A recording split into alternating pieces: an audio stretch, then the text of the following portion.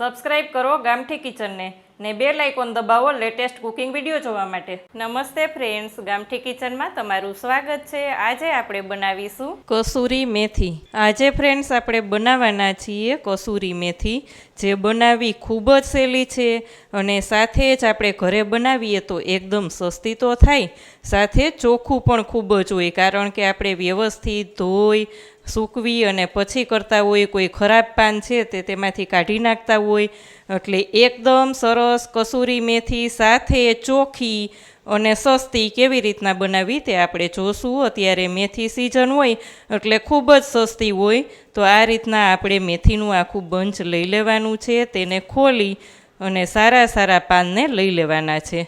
અહીંયા તમે જોશો તો આ રીતના આપણે ખાલી સારા પાન બધા લઈ અને પછી આપણે એક વાસણમાં લઈ લેશું અને ધોઈ લેશું। અને ખાસ તમને એ કહેવાનું કે ક્યારેક પાનમાં આ રીતના આમ વ્હાઈટ ડિઝાઇન જેવું હોય તો તે પાન ક્યારેય ના લેવું, કારણ કે એમાં નાની નાની ઈયળ હોય। આમ તમે બારીક રીતે જોશો તો તેમાં ઈયળનો ભાગ હોય કે કોઈ પણ જીવાત એવું હોય, એટલે તે ક્યારેય નહીં લેવાની। એટલે જ આપણે ઘરે બનાવીએ છીએ ને ફ્રેન્ડ્સ, કારણ કે એકદમ સરસ ચોખ્ખું થાય। તો આ જ રીતના હું બધા જ પાન લઈ અને મેથીને બીટી લઉં છું। અહીંયા આપણે મેથી બીટીને એકદમ સરસ તૈયાર કરી લીધી છે, તેને 2 થી 3 વખત આપણે ધોઈ લેશું, જેથી કરીને બધો જ કચરો નીકળી જાય। અહીંયા આપણે થોડી મેથી લઈ અને ધોઈ નાખશું। તમે જોઈ શકશો કે નીચે કેટલું બધું ડોરું એવું પાણી આપણું નીકળશે। 2 થી 3 વખત આને ધોવાની છે, એટલે મારી રીતના હું 2 થી 3 વખત ધોઈ અને એકદમ સરસ ચોખ્ખી કરી લઉં છું। આમાં તમે જોઈ શકશો ફ્રેન્ડ્સ કે કેટલું ડોરું પાણી આપણું નીકળ્યું, એક જ વખતમાં આટલું બધું ડોરું પાણી નીકળ્યું। પછી મેં શું કર્યું કે નળ નીચે ચા કાણાવાળા બાઉલમાં બધી લઈ અને નળ નીચે જ આ રીતના રાખી દીધી, જેથી કરીને એકદમ સરસ ચોખ્ખી થઈ જાય આપણી મેથી।